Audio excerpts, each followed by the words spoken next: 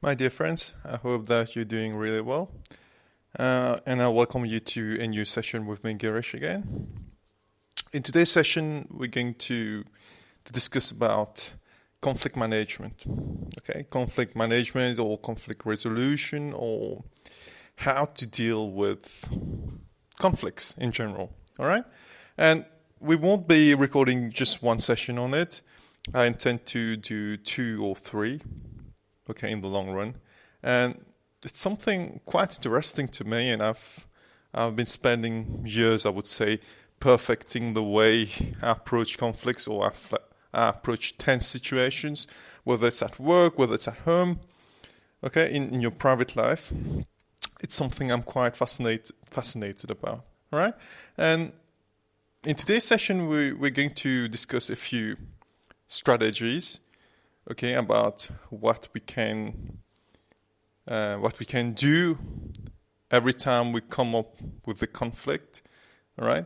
And the baseline, actually, when you need to deal with conflict is you need to act, okay? You need to act and not react to the conflict. That stays the punchline or the baseline and the foundation of any technique you learn about conflict management has as baseline acting and not reacting.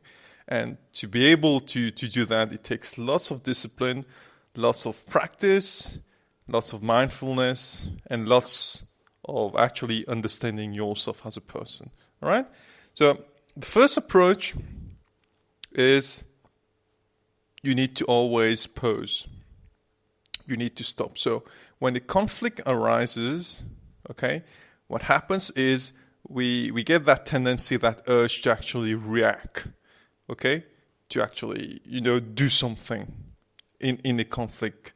Okay, once again, it's the fight or flight response. So you would either be thinking about running away from the situation, or you would think about, fighting it and actually predominating the person who's trying to intimidate you, okay? So that's the natural instinct which kicks in.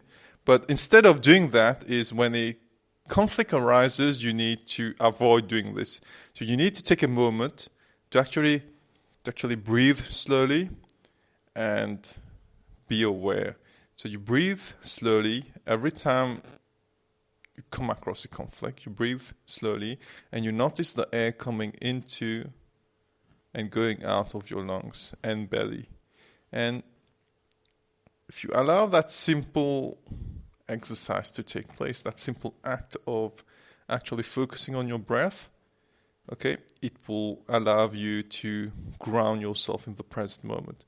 So basically, in a moment of conflict, instead of reacting, you stay calm, you focus on your breathing. So you breathe in, you breathe out, you breathe in, you breathe out. And if you do it 10 times, let's say, what's going to happen is you're going to start feeling calm. You're going to start to be actually grounded. All right? Number two is you actually need to allow yourself to feel what you're feeling. Okay? Feeling anxious, feeling angry, feeling sad, feeling broken inside, feeling broken outside. You need to just accept the feeling. I mean, you're a human being, all right? So it's fine to have these feelings. You don't need to repress them.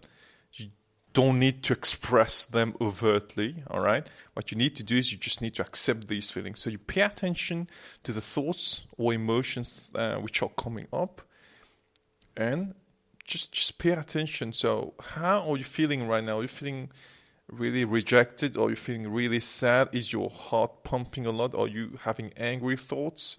Is your mind racing? You have like 60,000 thoughts in your head right now. Do you feel hurt, embarrassed? Just notice these feelings without rejecting them, without judging yourself, and without repressing. You just notice these feelings come and go. Thoughts and emotions are natural. Okay, and you are a human being. You don't need to feel embarrassed by the feelings or the thoughts, even as nasty as it is. As if, for example, you feel like punching someone, it doesn't matter. You just accept your thoughts and feelings. And the moment I mean, the reason why I'm telling you to accept your feelings is that the moment you actually accept your feelings, what will happen is everything is going to settle down. Everything is going to settle down and you're actually going to calm. Okay?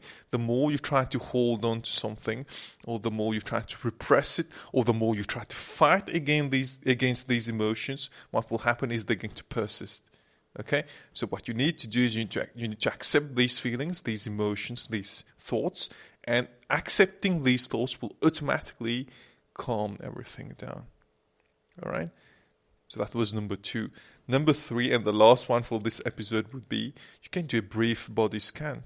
Okay, you just need to notice the physical sensations that are arising with the thoughts and emotions. Okay, I mean, what people usually do is they clench their fist or they clench their jaw. Okay, when they're angry, or you will see the eyebrows and the forehead really tensed. Okay, or the cheeks, or you form small fist, or you put both your hands at the back and you press on the hands. Your body reacts every time you're anxious or super angry or anything that's happening. Your body reacts, so you need to be aware. Okay, and a lot of people actually they stress out their shoulders. Okay, and we are stressed. What we actually do is we put a lot of pressure on our shoulders. Okay, a lot of pressure, because it's the natural tendency to actually try to protect the heart and the lungs. Okay, so we try to cramp a lot the shoulders. So one thing I usually tell people to do is every time they feel anxious or they're having a surge of emotions, what they need to do is they just need to pay attention to their shoulders. Okay, and if the shoulders are not relaxed, you just need to breathe in and then you drop the shoulders. Something as easy as that. You do it 5 to 10 times. Breathe in and then drop shoulders. Breathe in, drop shoulders. You just do that as many times as you need, and you're going to realize that the more you do it, the more you're going to feel relaxed. Okay, so you need to be aware of the muscle tension you've got in your body. Maybe in your feet also, you tense your feet or your toes. You just need to relax. All right. So pay attention to your fist, to your leg muscles. Are there any twitching, urging? Is there an urge to actually run away, flee the situation? Notice muscle tension from your toes till the top of your head. Okay, and breathe in, and as you breathe out, relax that part of your body. Breathe in, breathe out, breathe in, breathe out. The tension in the shoulders, which I was just discussing about, one way to actually deal with it also would be to understand what the body is doing. So what the body is doing is it's trying to protect the heart, okay, by putting a lot of pressure on the shoulders. So what you need to do is you need to do the reverse of that, so that you can actually free yourself from the feelings and emotions. So what you need to do is you breathe in, and as you breathe in, you expand your chest. Okay, so you expand your chest, and as you breathe out, you release from the mouth and you drop the shoulders. You breathe in again, you push your chest in front here, you expand, and as you breathe out, you drop the shoulders. And you do that 3 to 5 times, even up to 10 if you wish. And by doing that, you're actually reprogramming your body, because the body was trying to protect the heart, and you're actually going out there with the heart open, showing that you're brave and you're not scared. And automatically, when we actually do it physically, the mind calms down. I mean, the way the mind and the body works is really amazing. You calm down the mind, the body calms down. And sometimes we need to do the reverse. Sometimes to calm down the mind, we need to calm down the body, and then the mind calms down. All right? So I hope that I've given you enough tips. Tomorrow we're going to go over a few more strategies. So till next time, bye-bye. Lots of love, Girish.